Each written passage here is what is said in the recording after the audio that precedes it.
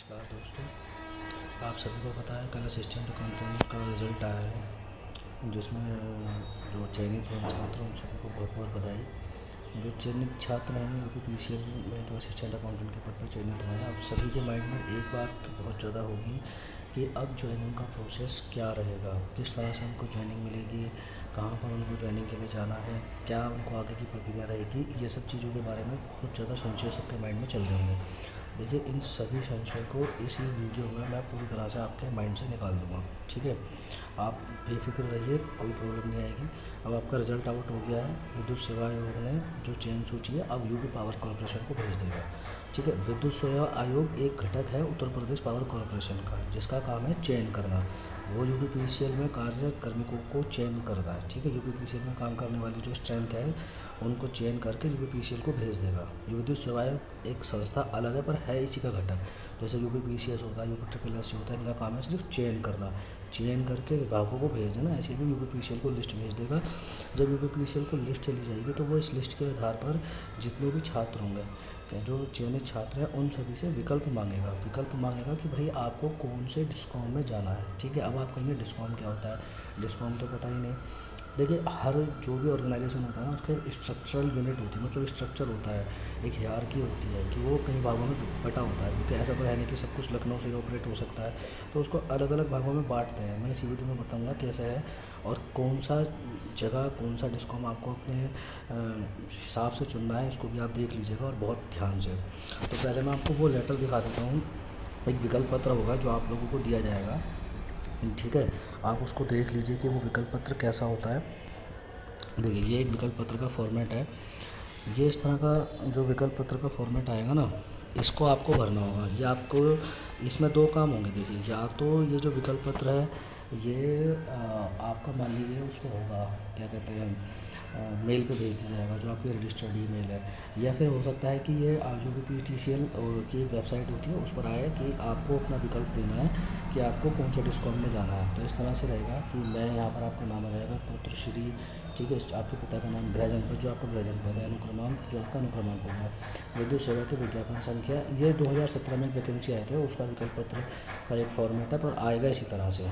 ठीक है, संशोधित में ये उस टाइम एक ऑफिस असिस्टेंट की पोस्ट निकली थी। पद पर चयन के उपरांत विभिन्न विद्युत वितरण निगमों कॉर्पोरेट कार्यालय में नियुक्ति अवधि अपना निम्नलिखित विकल्प देता हूँ। देखिए, यहाँ पर देख लीजिए, जिस ये डिस्कॉम है, ये यहाँ पर पूर्वांचल विद्युत वितरण निगम लिमिटेड, जिसका हेड ऑफिस है वाराणसी। दक्षिणांचल विद्युत वितरण निगम लिमिटेड, जिसका हेड ऑफिस है आगरा। पश्चिमांचल विद्युत वितरण निगम लिमिटेड मेरठ। मध्यांचल का लखनऊ। कैस्को कानपुर कॉर्पोरेट लखनऊ। यह विकल्प, इस विकल्प को बहुत ध्यान से भरिएगा। कई बार क्या होता है, लोग इसमें प्रथम वरीयता लिख देते हैं। मान लीजिए कि आपने यहाँ पे प्रथम वरीयता लिख दी पूर्वांचल के सामने, ठीक है, या फिर आपने दक्षिणांचल के सामने लिख दी कि हमें तृतीय वरीयता पे चाहिए, द्वितीय वरीयता पे, तो बहुत कन्फ्यूजन हो जाता है। तो जैसे ये भरा हुआ है ना, इसको ऐसे ही भरिएगा। मान लीजिए कि वरीयता क्रम में आपको पहले नंबर पर पश्चिमांचल चाहिए, तो पश्चिमांचल विद्युत वितरण निगम लिमिटेड के ब्रैकेट में प्रथम वरीयता जरूर लिख दीजिएगा। ठीक है, फिर दक्षिणांचल द्वितीय वरीयता, मध्यांचल तृतीय वरीयता, ऐसा करके जो भी आपको लगता है। अब आप सोचेंगे कि मुझे कौन सा लेना चाहिए। भाई, पश्चिमांचल में कौन कौन से ज़िले आते हैं, ठीक है, दक्षिणांचल में कौन कौन से ज़िले आते हैं, मध्यांचल में कौन सा, कॉर्पोरेट कार्यालय लखनऊ में क्या आता है, कैस्को कानपुर में। तो ये भी मैं आपको इसी वीडियो में बता देता हूँ, तो बिल्कुल दिक्कत ना करें। ठीक है, यहाँ पर नाम वगैरह, हस्ताक्षर, मोबाइल नंबर, ईमेल करके डेट डाल के आप इसको सेंड कर देंगे, अगर ईमेल पे आया। अगर रजिस्टर्ड डाक से मांगा तो रजिस्टर्ड डाक से कर देंगे। वैसे ईमेल से ही मांगा, रजिस्टर्ड डाक में तो बहुत टाइम लगता है पहुँचने में। ठीक है, ईमेल से ही मांगा जाएगा, तो इसको बहुत ध्यानपूर्वक भरिएगा। इस तरह का फॉर्मेट ही आएगा। अब बात आ जाती है कि आपको कौन सा चुनना है, मतलब कौन सा डिस्कॉम आपके लिए सही रहेगा, क्योंकि जिस ज़िले में आप रहते हैं वो ज़िला जिस डिस्कॉम में पड़ेगा उसमें ही आपको चुनना बिल्कुल सही रहेगा। कहीं ऐसा ना हो कि आप रहने वाले तो हैं वाराणसी के और चुन लें पश्चिमांचल, तो पश्चिमांचल मेरठ के अंदर आता है दूसरे ज़िले, तो आपकी नियुक्ति तो बहुत दूर हो जाएगी, फिर आप परेशान होंगे। ठीक है, तो इसके लिए इसका चयन बहुत ज़रूरी है। तो एक मैं आपको दिखा देता हूँ फॉर्मेट। देखिए, ये एक स्ट्रक्चरल यूनिट मैंने बनाई है, इसको आप देख सकते हैं यहाँ पे।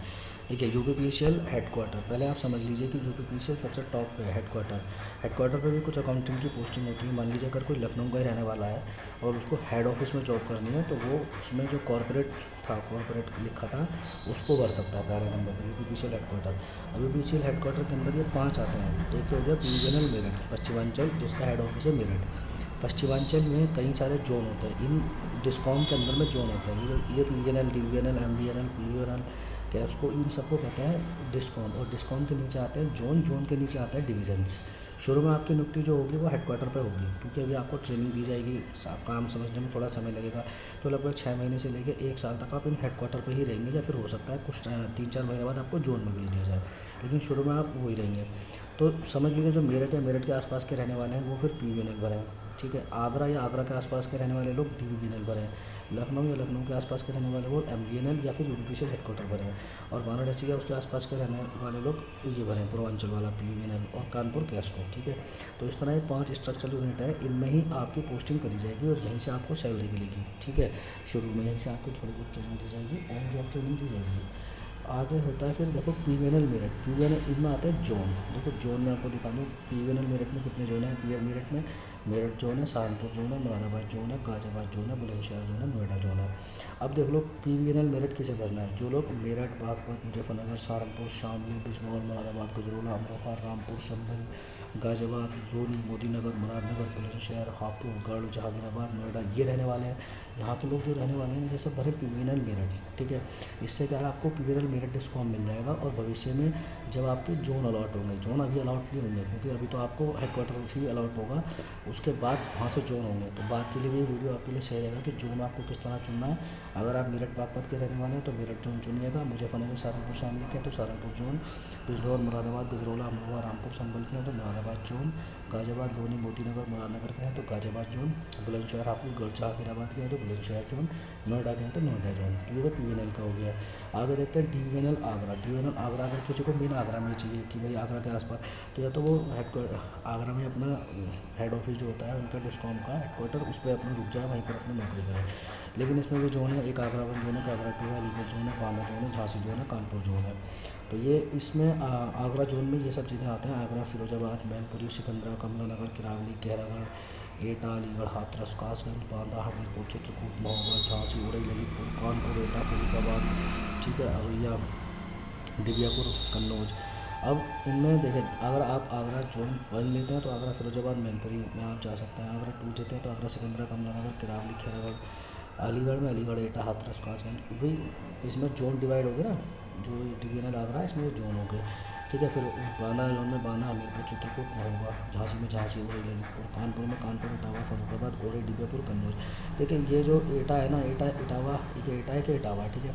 एक है कानपुर जोन जो है ना, एक तो कानपुर जोन है, एक कैस्को है। कानपुर जोन में ये सब आते हैं, कैस्को होता है, कैस्को का हेड ऑफिस कानपुर में, वहीं पे एक हेडक्वार्टर है, वहीं पे नियुक्ति दे दी जाती है, ठीक है। अगर मान लीजिए कानपुर में यहाँ पर रहना है, ठीक है, तो जो कानपुर वाले हैं वो इस तरह से भी भर सकते हैं। हाँ, क्या नाम है, जो आगरा वाले हैं कि सबसे ऊपर कैस्को भर दें, कैस्को के बाद कानपुर जोन भर दें, वो DVNL आगरा भर दें, ऐसे। तो उसमें कानपुर मिलने के चांस ज़्यादा रहेंगे, ठीक है। अब आ जाता है मध्यांचल डिवीजन में, MVNL लखनऊ में। लखनऊ में कौन कौन से देखो जोन है। एक तो लैसा है, ठीक है, जो जिसमें पूरा का पूरा लखनऊ है, लखनऊ के अंदर ही पोस्टिंग मिलेंगी, बहुत सारे डिवीज़न है, हेडक्वार्टर पर मिल जाएगी। एक लखनऊ जोन है जिसमें रायबरेली, हरदोई, सीतापुर, उन्नाव, महाराजगंज, लखीमपुर है। फिर अयोध्या जोन है जिसमें अम्बेडकर नगर, बाराबंकी, अयोध्या, टांडा, फतेहपुर, अमेठी, सुल्तानपुर, फरीदाबाद है। बरेली जोन है, बरेली, बदायूं, पीलीभीत, बिलासपुर, शाहजहाँपुर है। देवीपाटन जोन है, बहराइच, गोंडा, वलीमपुर है, ठीक है। अब इसके बाद आता है PVNL वाराणसी, पूर्वांचल वाला। इसमें कितने जोन है, प्रयागराज, आजमगढ़, बस्ती, गोरखपुर, मिर्ज़ापुर, इनके आसपास के जो रहने वाले लोग हैं ये भरे हैं, PVNL वाराणसी भरे हैं, ठीक है। इनमें प्रयागराज को और कौशाम्बी आते हैं प्रयागराज जोन में, आजमगढ़, मऊ, बलिया आते हैं आपका आजमगढ़ में, बस्ती, डुमरियागंज, सिद्धार्थनगर, संतकबीर नगर, बस्ती जोन में, गोरखपुर, देवरिया, कुशीनगर, गोरखपुर जोन में, मिर्ज़ापुर, गोपालगंज, भदोही, रॉबर्ट्सगंज, मिर्ज़ापुर, मिर्ज़ापुर जोन में, वाराणसी जोन में वाराणसी, चंदौली, गाजीपुर, जौनपुर है, ठीक है। तो इन जोन का सबसे पहले आपको सिलेक्शन करना होगा, वो इनमें से करना होगा। ये जो है ना आपका, देखिए मैं आपको दिखाता हूँ, ये जो है PVNL मेरठ, इनमें से आपको चयन करना होगा। तो उसको बहुत सोच समझ के करेगा। अगर किसी का मेरठ के आसपास है, मैंने बताया गया कौन कौन से जिले आते हैं, ठीक है। अब इसमें होता यह है कि आपको जब विकल्प पत्र आप भेज देंगे, कि आपने मान लीजिए विकल्प पत्र भेज दिया, तो विकल्प पत्र भेजने के बाद क्या होगा, जब आप विकल्प पत्र भेज देंगे तो विकल्प पत्र भेजने के बाद एक चीज़ होती है आपकी, फिर उसके बाद डिस्काउंट की लिस्ट जारी होगी। भाई डिस्काउंट की लिस्ट जारी हो गई कि कि हर बच्चे के नाम क्या क्या लिखा जाएगा, तो उसको डिस्काउंट मिला है। मान लीजिए किसी को पूर्वांचल मिला, किसी को पश्चिमांचल मिला, किसी को दक्षिणांचल, तो फिर उसको अपने सारे डॉक्यूमेंट्स लेकर ना वहाँ जाना होगा, ज्वाइनिंग लेनी होगी। ज्वाइनिंग में आपको पता है सब चीज़ हुई, आधार कार्ड चाहिए, पैन कार्ड चाहिए, बैंक के पासपोर्ट की फोटोकॉपी चाहिए, जाति प्रमाण पत्र, डोमिसाइल चाहिए, EWS का सर्टिफिकेट चाहिए, ठीक है। सर्टिफिकेट में आपकी 10th 12th ग्रेजुएशन की मार्कशीट चाहिए, ठीक है, जो आपकी ग्रेजुएशन की है। इसके अलावा जो है आपकी इन सब चीज़ों से अलग जो चीज़ मेन चाहिए, कुछ एफिडेविट्स लगते हैं। एफिडेविट्स में जैसे कि आप चलचित्र संपत्ति की घोषणा करेंगे, आपके पास कितनी कितनी नहीं है, आप नौकरी करने के बाद किसी भी राजनीतिक दल से नहीं जुड़ेंगे, इस प्रकार की आपको शपथ पत्र बनाना पड़ेगा। राजनीतिक दल के अलावा आपको एक घोषणा ये करनी पड़ती है कि आप 2 या 2 से अधिक एक से अधिक व्यक्ति नहीं रखेंगे, इस चीज़ की आप घोषणा करेंगे। नौकरी लगने के बाद आप किसी भी तरह की जो है और किसी अन्य प्रकार के व्यवसाय में नहीं लगेंगे, इस तरह की राजनीतिक दल से नहीं जुड़ेंगे, तो इस प्रकार के जो है देना पड़ता है। मेडिकल सर्टिफिकेट लगता है, ठीक है, ये सब चीज़ आप लगाएंगे, ठीक है। उसके बाद एक बॉन्ड है, देखिए बॉन्ड आपको भरना पड़ता है। बॉन्ड के लिए ना 16 सितंबर 2020 में आया था, और इसमें इसको आप पढ़ लीजिएगा, मैं इसकी PDF शेयर कर दूँगा, इस पर एक सेपरेट वीडियो बना दूँगा। वैसे मैंने TG2 के लिए पहले बनाया था, लेकिन आप अभी मैं इस वीडियो लंबा हो जाएगा तो उसमें नहीं बना रहा हूँ, आप इसी में इसको देख लीजिएगा, ठीक है। इसमें आप फिर भी मैं थोड़ा सा बता देता हूँ कि Uttar Pradesh power corporation limited तथा उसकी सहयोगी वितरण कंपनी, और सहयोगी वितरण कंपनी ये जो है पूर्वांचल, पश्चिमांचल, दक्षिणांचल, मध्यांचल ऐसे जो है कि समस्त सेवा संवर्गों में सीधी भर्ती के माध्यम से प्रथम नियुक्ति के पद पर, या आपकी प्रथम नियुक्ति है, नियुक्त होने वाले कार्मिकों की नियुक्ति हेतु निर्धारित सेवा शर्तों में बॉन्ड मनी जमा करने के रूप में सेवानिवृत्ति पत्र, मतलब एक सर्विस बॉन्ड आपको निष्पादित करना पड़ेगा, किए जाने का अतिरिक्त प्रावधान सम्मिलित किया जाता है। उपरोक्त सेवाबंद पत्र प्रारूप और निर्देश संलग्न समस्त सीधी भर्ती के पदों पर नियुक्त होने वाले कर्मियों से उनके प्रथम नियुक्ति के अवसर पर लिखित रूप में निष्पादित किया जाएगा। बॉन्ड आपसे करवाया जाएगा, ठीक है। बॉन्ड मनी कितनी रहेगी, देखिए आपका ग्रेड पे 3000 है, 29,700 मतलब आपका बेसिक है। लेवल 5 में आप आते हैं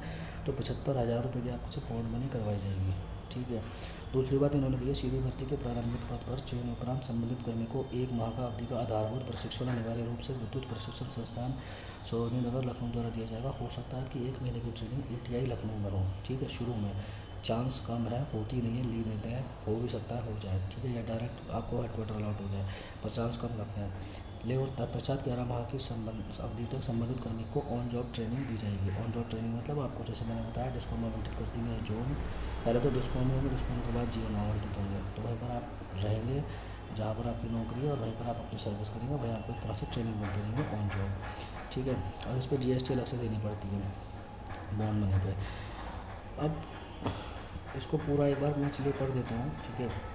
इस प्रकार उपरोक्त ग्रेड वेतन के सीधी भर्तियों के पदों पर नियुक्त कर्मी को विद्युत प्रशिक्षण संस्थान सरोजनी नगर लखनऊ द्वारा कुल प्रदत्त 1 माह का आधारभूत प्रशिक्षण एवं 11 माह के ऑन जॉब प्रशिक्षण के अवधि कुल 12 माह के अतिरिक्त, इसके अलावा 2 वर्ष की सेवा उन्हें करनी पड़ेगी। 3 वर्ष से कॉर्पोरेशन की सेवाएं छोड़ने की दिशा में उन्हें उपरोक्त निष्पादित पत्र के सेवाबंद पत्र के अनुसार निर्धारित बॉन्ड मनी GST को जमा करनी होगी। मतलब कहने का यह कि अगर 3 साल से पहले आपने सर्विस छोड़ दी, 1 साल की ट्रेनिंग और 2 साल की अलग, तो जो आप बॉन्ड मनी जमा करेंगे या कहेंगे ये बॉन्ड निष्पादित करेंगे, ये फिर आपको विभाग में जमा करना होगा। अभी आपको पैसे जमा नहीं करने, बस इतने रुपये का आपको बॉन्ड बनवाना है कि अगर आप 3 साल से पहले सर्विस छोड़ के जाते हो तो आपको ये पैसे जमा करना होगा, ठीक है, 75,000 रुपये।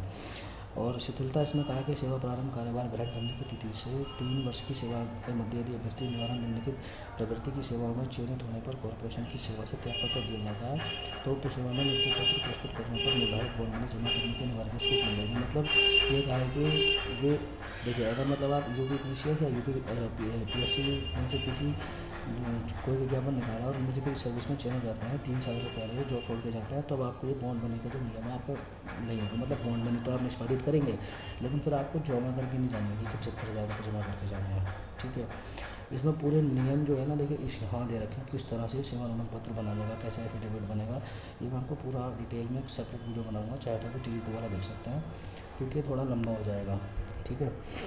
इस पर इनके TG2 के मतलब अकाउंटेंट की क्या सैलरी रहती है, असिस्टेंट अकाउंटेंट की भी मैं आपको बताऊंगा, क्या उसके प्रमोशन रहते हैं, क्या उसके राइट्स रहते हैं, क्या उसकी पोजीशन रहती है, गाड़ी बंगला कुछ मिलता है या नहीं मिलता है, और क्या क्या फैसिलिटी है, तो सब एक डिटेल वीडियो में बताऊंगा। अभी मैंने आपको सिर्फ ज्वाइनिंग प्रोसेस बताया है, एक बार फिर शॉर्ट में समझ लीजिए। सबसे पहले आपसे विकल्प मांगा जाएगा, जब आप अपना विकल्प भर देंगे फिर आपसे एक लिस्ट जारी होगी PTCL की वेबसाइट पर 7 से 8 दिनों में, 7 से 10 दिनों में, ठीक है, जिसमें आपको पता लगेगा कि आपको कौन सा डिस्काउंट मिला है। डिस्काउंट के लिए जब विकल्प भेजेंगे बहुत ध्यान से भेजिएगा, फॉर्मेट मैंने आपको दिखा दिया है, गलती ना हो, क्योंकि एक बार डिस्काउंट दूसरा मिला तो 5-7 सालों के लिए आप गए समझिए, ठीक है। और 5-7 साल तक आपको मान लीजिए कोई ट्रांसफ़र नहीं होगा, फिर ये मान लीजिए, ठीक है। और उसके बाद जो है जब आपको डिस्काउंट मिल जाएगा तो फिर आप डिस्काउंट में जाएंगे, वहाँ पर हेडक्वार्टर पे शोरूम आप ले जाएंगे, मेरठ, लखनऊ, वाराणसी, ठीक है, इनमें से किसी एक जगह जो भी आपको मिलेगा, या कानपुर या आगरा, है ना, वहाँ जाएंगे और अपने जो है जो डॉक्यूमेंट्स होंगे वो देंगे, बॉन्ड पत्र निष्पादित करेंगे, वहाँ आपको ज्वाइन करा दिया जाएगा। वहाँ पर 1 महीने से लेकर 6 महीने तक आपको वहीं रखा जाएगा और उसके बाद आपको जोन आवंटित करते जाएंगे। जोन, फिर जोन के बाद आपको फिर करे जाते हैं डिविजन्स, जहाँ पर मेन काम होता है। अब अकाउंटेंट की पोजीशन कहाँ कहाँ रहती है, कैसे कैसे रहता है, वो सब आपको मैं धीरे धीरे बता दूँगा अलग अलग वीडियो में। तो शुरुआत में ये कि ये डॉक्यूमेंट्स अपने तैयार रखिएगा, मेडिकल वगैरह, 2 कैरेक्टर सर्टिफिकेट, अपने सारे डॉक्यूमेंट्स, बॉन्ड पत्र, ठीक है। बॉन्ड पत्र क्या है इसका वीडियो मैं आपको कल तक बता दूँगा कि कैसे कैसे आपको बताना है, ठीक है। वीडियो अच्छा लगा तो लाइक करिए, शेयर करिए, चैनल को ज़्यादा से ज़्यादा सब्सक्राइब करिए। धन्यवाद।